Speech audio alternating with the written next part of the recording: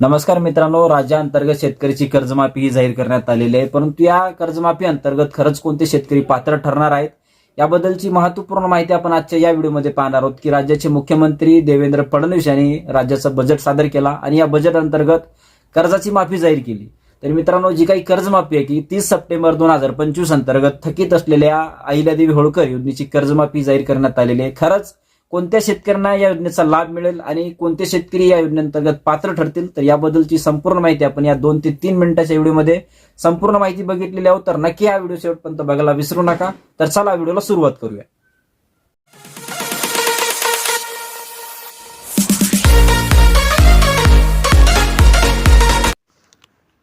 तर शेतकरी बांधवांनो, एक गोष्ट तुमच्या लक्षात असणं गरजेचं आहे की तुमचं कोणतं लोन तुम्ही घेतलेलं आहे हे तुमच्या लक्षात असणं गरजेचं आहे. 2 प्रकारचे लोन असतात, एक तर टर्म लोन, एक असतो शेतीसाठी. जर तुम्ही टर्म लोन घेतला असाल तर या योजनेअंतर्गत तुम्हाला काही या योजनेविषयी कोणताच लाभ या टर्म लोनला मिळत नाही आहे. टर्म लोन म्हणजे मुदत कर्ज असतो. मुदत कर्जाला ही स्कीम लागू होत नाही आहे. मुदत कर्ज म्हणजे विहिरीसाठी, ट्रॅक्टरसाठी, गाडीसाठी, घरासाठी किंवा शेतीसाठी घेतलं जाणारं कर्ज हे म्हटलं जातं. तर या कर्जाला त्याच्यामध्ये कोणतीही मान्यता दिली जात नाही आहे. पीक कर्ज जर तुम्ही घेतला असाल तरच तुम्हाला या पीक कर्जाचा लाभ हा मिळणार आहे. पीक कर्जाला फक्त हे लागू आहे फक्त पिकाच्या देखभालासाठी. मग तुमचा आंबा असो, कापूस असो, सोयाबीन असो, तर अशा ठराविक पिकासाठी जी काही रक्कम असते ती शेतकऱ्यांना दिली जाते. त्याच्यामध्ये सुद्धा एक नियम असा असतो की तुम्ही जर घेतलेला जो काही हा पीक कर्ज आहे, ज्या तारखेला तुम्ही घेतलं आहे त्याचबरोबर 12 महिन्याच्या आत पीक कर्ज बँकेत भरला पाहिजे.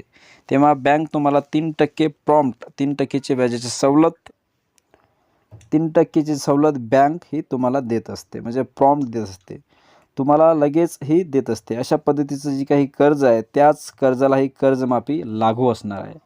ही गोष्ट तर तुमच्या लक्षात आली असेल पहिले. त्याच्यानंतर दुसरं जी काही महत्त्वाची माहिती आपण पाहत आहोत की तुमचं जे काही कर्ज आहे ते थकबाकीमध्ये असलेलं कर्ज पाहिजे, म्हणजे ओव्हरड्यू असलं पाहिजे. जर तुम्ही 30 सप्टेंबर 2025ला तुमचं कर्ज थकबाकी असण्यासाठी तुम्ही ते कर्ज 1 वर्ष अगोदर घेतलेलं असलं पाहिजे.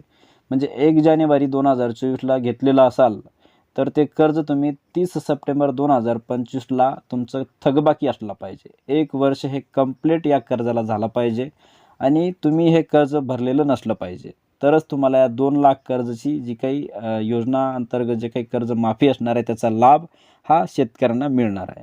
त्याचबरोबर काही शेतकऱ्यांना असा सुद्धा प्रश्न पडला असेल की आम्ही या वर्षी नवीन पीक कर्ज घेतलेलं असेल तर त्यांना लागू आहे का?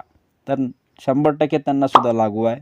नवीन फ्रेश पीक कर्ज घेतलेले जे काही शेतकरी असतील त्यांना त्यांचं रिन्युअल म्हणजे नियमितपणे परतफेड करणारे सुद्धा काही शेतकरी असतील यांना सुद्धा या योजनेअंतर्गत लाभ हा 100% दिला जाणार आहे. आता अजून काही शेतकऱ्यांना हा एक प्रश्न पडला असेल, नेमके कोणत्या शेतकऱ्यांना हे पीक कर्ज मिळेल? तर मित्रांनो, तुम्ही जर 1 ऑगस्ट 2024ला कर्ज घेतलं असेल आणि 30 सप्टेंबर 2025पर्यंत कर्ज भरला नसेल आणि नोव्हेंबर, डिसेंबर, मार्चपर्यंत जरी तुम्ही कर्ज भरला असेल तर तुम्हाला या योजनेअंतर्गत कर्ज हा लागू असणार आहे. पण मित्रांनो, एक गोष्ट अशी आहे की 30 सप्टेंबर 2025ला तुमचं कर्ज हे ओव्हरड्यू झालं असलं पाहिजे आणि तुम्ही कर्ज जो काही भरला असला तरच तुम्हाला हे कर्ज माफी अंतर्गत असणार आहे. म्हणजे ज्या शेतकऱ्यांनी 1 ऑक्टोबर 2024ला कर्ज घेतलं असेल तर आमचं आता काय होईल असा त्यांचा सुद्धा काही विचार असेल. तर ज्यांनी रेग्युलर, व्यवस्थित आणि नियमित कर्ज भरलं असेल त्यांच्यासाठी 50,000 प्रोत्साहनपर अनुदान हे सरकार देईलच. पण त्याचबरोबर तुम्ही ज्या पुढच्या वर्षी म्हणजे 30 सप्टेंबर 2025ला कर्ज भरला असेल आणि 50,000 तुम्हाला ही 50,000 प्रोत्साहनपर रक्कम ही डायरेक्टली तुम्हाला तुमच्या अकाउंटमध्ये ट्रान्सफर ही गव्हर्नमेंटकडून, राज्य शासनाकडून करण्यात येणार आहे. पण मित्रांनो, एक प्रश्न असाही आहे की जर तुम्ही 1 ऑक्टोबर 2024ला कर्ज घेतला आणि त्यानंतर 1 वर्ष झालं तरी तुम्ही परत भरलं नाही तर त्यामध्ये तुम्हाला सांगितलं तारखेनुसार असतं. म्हणजे जी काही समजा 30 सप्टेंबर 2025ला तुमचं अकाउंट ओव्हरड्यू होत नाही, म्हणजे तुम्ही जर 1 वर्ष झालं तुमच्या कर्जाला आणि तो परत तुम्ही भरलेला नसाल आणि तुमचं जर अकाउंट हा ओव्हरड्यूमध्ये येत नसेल, म्हणजे 30 सप्टेंबर 2025ला तुमचं कर्ज हे अकाउंट ओव्हरड्यूवर येत नाही आहे. अकाउंट ओव्हरड्यू कधी येईल? म्हणजे 1 ऑक्टोबर 2025ला. म्हणजे तुम्ही जे काही कर्ज घेतलं असेल आणि नियमित भरला नसेल तर तुम्हाला एकतर 2 लाख रुपये बी मिळणार नाही आणि 50,000 रुपयेसुद्धा मिळणार नाही आहे. का तर तुमचं अकाउंट ओव्हरड्यूमध्ये नाही आहे, म्हणजे थकबाकी नाही आहे. 1 वर्ष जरी तुम्हाला कंप्लीट झालं असेल आणि त्याच वर्षांतर्गत तुमचं अकाउंट हा 30 सप्टेंबर 2025 पर्यंत तुमचं अकाउंट थकबाकीवर असला पाहिजे. म्हणजे अकाउंट तुमचं हे काय असलं पाहिजे, ओव्हरड्यू असला पाहिजे. 30 सप्टेंबर 2025ला जर तुमचं अकाउंट ओव्हरड्यू असेल तरच तुम्ही या योजनेअंतर्गत या कर्जाचा लाभ तुम्ही घेऊ शकता मित्रांनो. तर अशा अंतर्गत ही जी काही महत्त्वपूर्ण माहिती आपण पाहत, म्हणजे मित्रांनो तुम्ही या जी काही ही योजना आहे या दोन्ही योजनेत बसणार नाही आहे. म्हणजे एकतर तुम्हाला 50,000 सुद्धा मिळणार नाही आहे आणि त्याचबरोबर 2,00,000 रुपयेसुद्धा मिळणार नाही आहे. म्हणजे 30 सप्टेंबर 2025 अंतर्गत तुमची जी काही कर्जाची थकबाकी ही असली पाहिजे. जर 30 सप्टेंबर 2025 पर्यंत तुमची थकबाकी येत नसेल तर तुम्हाला याचा फायदा मिळणार नाही आहे. तुम्ही या दोन्ही योजनेत बसणार नाही आहे आणि या जी काही नवीन अहिल्यादेवी होळकर योजना आहे या अंतर्गत कर्जमाफी सरकारने जाहीर केली आहे, की सरकारने त्यात जरी तुम्हाला बसायचं असेल तर तुमचं कर्ज हे 30 सप्टेंबर 2024च्या अगोदर घेतलं असलं पाहिजे आणि 30 सप्टेंबर 2025ला ओव्हरड्यू असला पाहिजे.